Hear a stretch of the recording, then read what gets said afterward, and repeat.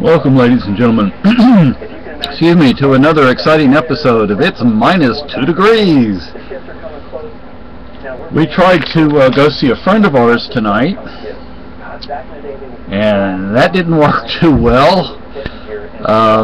We had pretty much gotten all the ice off the car, and we're driving down the road. We have the heater going full. Blast. Guess what happened? The windshield started icing up. I mean, sheets of ice. So we didn't get, we didn't get very far. My throat. So we came back. I feel really bad because our friend was feeling pretty bad, and we haven't gone out to see anybody in a while. We don't get out much, and this person is an activist, this person is a recent mover. It would have been nice, but it also reduces fever fast. It's just, and a lot of the people we knew at 100 Nights, they've either moved on or they're still homeless. There are people who prefer homelessness, and it's like some of the people we got to know now that we have a place to live and we don't get to see them very often. That connection isn't there anymore.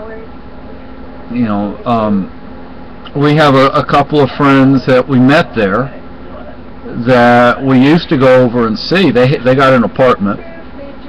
They were living in their van, and they got an apartment. And last time we tried to stop in, they were called back. We were going to go see them, and then they said, well, we're not going to be here.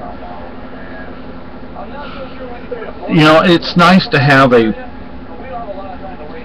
wider group of friends instead of just activists. But you make friends with the people you make friends with, and there are different types of friends, different levels of friendship. And we tend to have a more conservative nature in many ways, I guess you would say. We're not the kind of people that are going to get out there and make a big hoopla about stuff, and we don't like to get into the middle of drama. And right now there seems to be some drama going on between some activists I found on a video I watched this morning. And I was very surprised that, I won't say the person's name, I actually had an idea of who the person was, and it turned out not to be that person, which was a nice change, that it wasn't that person. But it was sad to see that it was that person, because we happened to like both of the people involved. I don't know if that one person is even still in New Cary. I have a feeling that person moved back to Pennsylvania. But that's going to happen. Things are going to happen. Things happen in life. It's, what was it? John Denver had a song,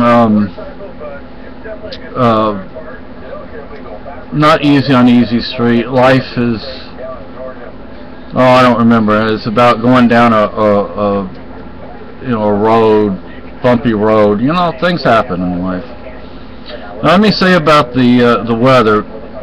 I don't mind the cold. I prefer that when it's this cold that it snow, or at least there be more snow out there than there is. Most of the snow's melted. Well, most of the snow melted. I mean, 90% of it.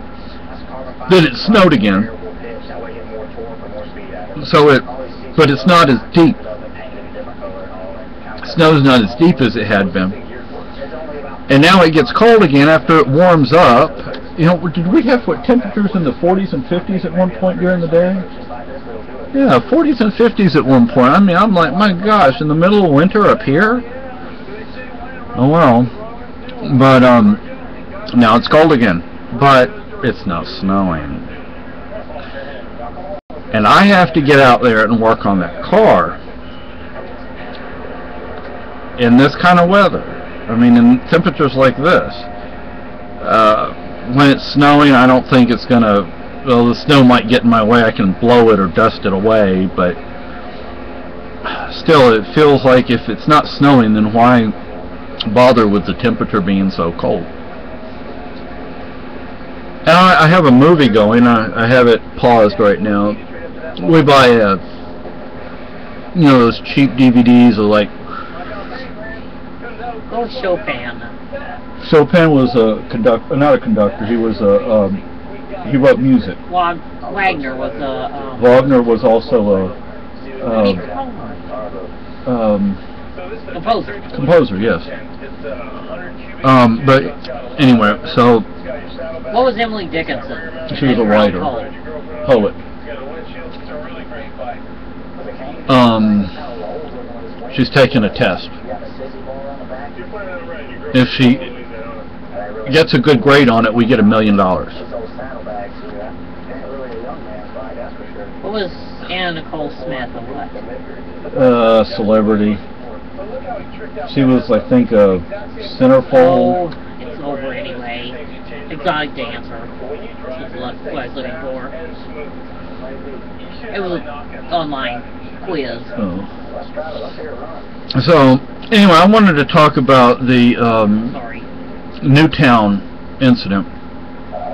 Sorry, it's taken me almost 7 minutes to get to Newtown, but that's what I was going to... People would just shut up about it. There's some serious problems with what happened.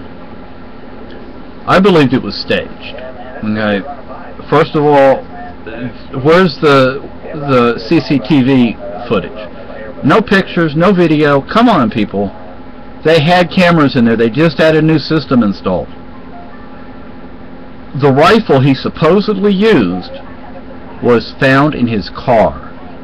So you're telling me he goes into the school, he kills all those kids and teachers, then himself, then somehow he manages to take the gun back outside, put it in his car, lock his car, then go back inside, but he was already dead. That makes absolutely no sense. Then we have the police on day one who say anybody, or any media anyway, who dares to question the official story will be arrested. You don't need to say that. First of all, you shouldn't say that's a violation of the First Amendment. Okay, violation of the First Amendment.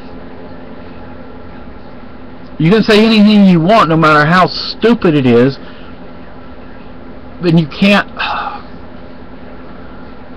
And then there are some issues with pictures of the children.